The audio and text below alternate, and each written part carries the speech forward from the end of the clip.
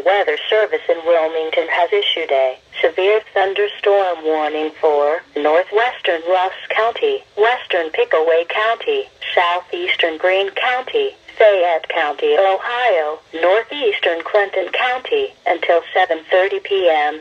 At 6:49 p.m., radar indicated a severe thunderstorm located near Bowersville, moving east at 35 miles an hour.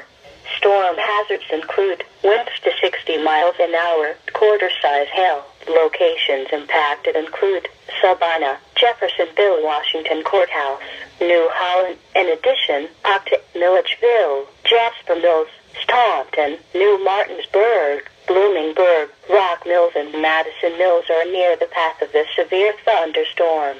This includes the following interstate: Interstate 71 between mile markers 54 and 72. Seek shelter in a sturdy building. Stay away from windows and doors until the storm has passed. To report severe weather, go to our website at weather.gov/ILN and submit your report via social media when you can do so safely.